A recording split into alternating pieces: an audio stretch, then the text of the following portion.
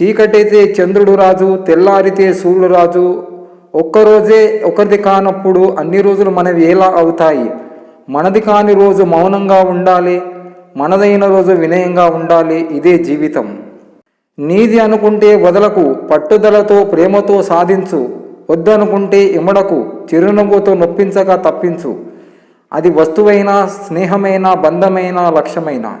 చీకటి గుహలో చిక్కుకున్న నీకు కాగడ దొరికింది కదా అని కాగడ కాంతిలోనే బ్రతికేద్దాం అనుకుంటే నిజమైన వెలుగును ఎప్పటికీ చూడలేవు. ప్రేమ అనేది అమృతం లాంటిది. దాన్ని పంచి ఇస్తే అంతా నీ వాళ్ళు అవుతారు. అడగనోడికి ఇస్తావు సుఖాలు, అడిగినోడికి చూపిస్తావు అష్టదరిద్రాలు. కోరిన వాడికి కర్మఫలం అంటావు, కోరని వాడిది పూర్వజన్మ ఫలం అంటావు. ఆటలలో ఆరితేరిన వాడివి ముగిస్తావో, ముందుకు సాగిస్తావో ఏ భగవంతా. సాటి మనిషికి సహాయపడే మనస్తత్వం నీకు లేకున్నా, సాటి మనిషిని వేధించే గుణం లేకుంటే చాలు, నీలో దేవుడు ఉన్నట్లే. ఆయుధం లేకుండా మనల్ని చంపగలిగే వ్యక్తి మనం అతిగా ప్రేమించిన వారే అయి ఉంటారు, లేదా మనం ఎక్కువగా నమ్మిన వారైనా ఉంటారు. నా జీవితంలో ఇక ఏ బంధాన్ని నమ్మను, నటించే మనుషులను అసలే నమ్మను. మంచి మాటలు ఎన్ని చెప్పినా, ఎన్ని చదివినా వాటిని ఆచరణలో పెట్టకపోతే ప్రయోజనం ఏమీ ఉండదు. నటించే వాళ్ళు ఉన్నంతకాలం నిజాయితీగా బ్రతికేవారు ఓడిపోతూనే ఉంటారు. మనిషికి మరణం విచిత్రమైనది. ఇంటి నిండా ఆస్తులున్న కోటీశ్వరుడు అసలు మరణం ఎందుకు వస్తుందో అని ఏడుస్తున్నాడు. అదే ఇంటి నిండా కష్టాలు ఉన్న పేదోడు చావు ఎప్పుడు వస్తుందో అని ఎదురు చూస్తున్నాడు. మనిషి ఎక్కడ గెలిచిపోతాడో, ఎక్కడ అలసిపోతాడో ఎవరికి తెలియదు.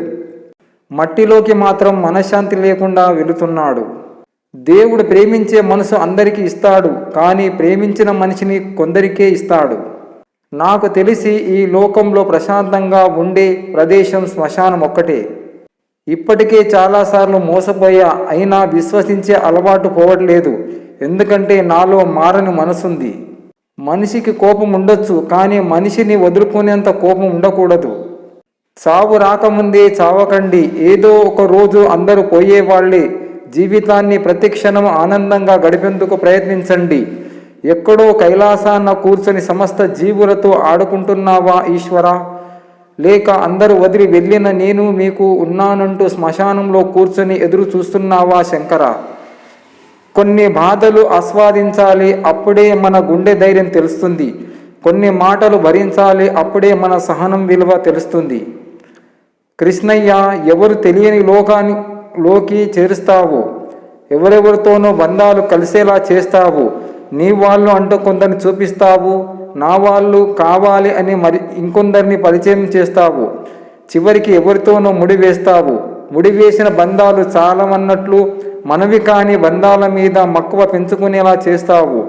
చివరికి ఎవరికి ఎవరు కాదు, నీకు నువ్వే తోడు అనేలా ఒంటరిగా మిగిలిస్తావు. చిత్రమయ్యా నీ లీలలు. మాటకు మాట సమాధానం చెప్పడం నాకు వచ్చు, అయినా మౌనంగా ఉండడానికి కారణం బంధాల విలువేంటో అర్థం కాని వారికి మాటలేం అర్థమవుతాయని. కాలాన్ని వృధా చేయడం అంటే నిన్ను నువ్వు దోపిడీ చేసుకోవడమే.